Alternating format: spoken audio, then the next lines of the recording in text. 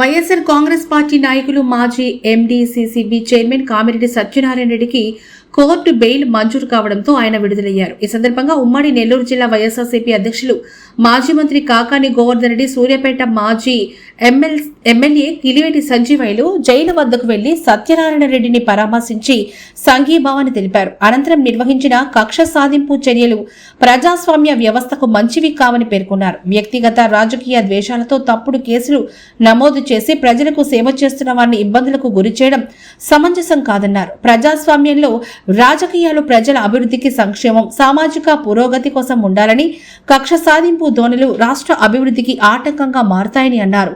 న్యాయం, నీతి, నిజాయితీ విలువలతో పాలన సాగించాలని వారు కోరారు. ఈ సందర్భంగా భారీ సంఖ్యలో నాయకులు, కార్యకర్తలు, అభిమానులు జైలు వద్దకు చేరుకుని కామిరెడ్డి సత్యనారాయణ రెడ్డికి సంఘీభావం ప్రకటించారు.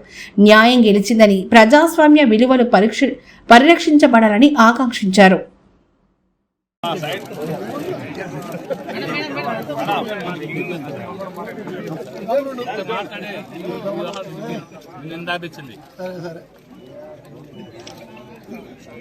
కేసులు పెట్టినా, ఎన్ని రోజులు జైల్లో పెట్టినా వేరవం, బేదరం, ఆదరం.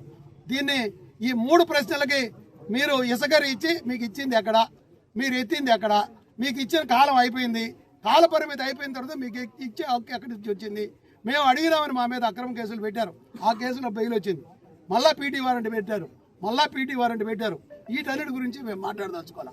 మాకు కావాల్సింది వాళ్ళు ముగ్గురు ఎక్కడికి వస్తారు, ఏ దేవుడి కాడికి వస్తారు, ఈ ఇసుక రీచికి ఈ ఆధారాలు ఉన్నాయి, మీరు చేసిన తప్పు అని నిరూపిస్తే నేను రాజకీయ సన్యాసం చేస్తాను.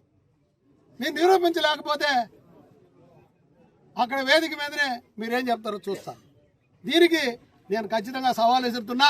వాళ్ళు ముగ్గురు సమాధానం చెప్పాల్సిన బాధ్యత ఉందని, నేను వెరవకుండా, కేసులు భయపడకుండా తిరిగి మళ్ళా జైలు పంపించినా వచ్చేదని సిద్ధమే. కానీ వాళ్ళకు భయపడి ఉడత బెదిరింపులకి భయపడి దాంకునేవాడిని కాదు, వలస పట్టింది కాదు.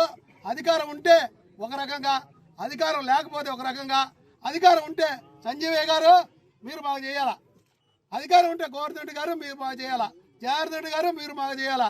అది మరి మేము ఏ ఇళ్లకు పోలా, తెలుగుదేశం నాయకుల ఇళ్లకు వలస పోలా, ఏ తెలుగుదేశం నాయకుడు వాకిలు దొక్కలా. ఆ రోజు మీరు మా వాకిలు దొక్కారు, మీరు మా దగ్గర తిరిగారు. సిగ్గు శర ఉంటే ఇవన్నిటిని గుర్తు పెట్టుకోవాల్సిందిగా, వీటన్నిటిని ఇంకనైనా మీరు మీరందరూ కూడా నిబద్ధతగా మీరు మీ పార్టీకి మీరు చేయడం తప్పులే. మా పార్టీ వాళ్ళ దగ్గరకు వచ్చి మీరు పనులు చక్కబెట్టుకుని కాంట్రాక్టులు చేసుకుని నారాయణ స్వామి గారు కూతురు పెళ్లికి డొనేషన్ ఇచ్చింది ఎవరైనా పర్వాలే, పేర్లు చెప్తున్నా, ఆ నాయకుడే, ఆ గంగాప్రసాదే. ఇంకొకరు పెళ్లికి ఇచ్చింది ఎవరు?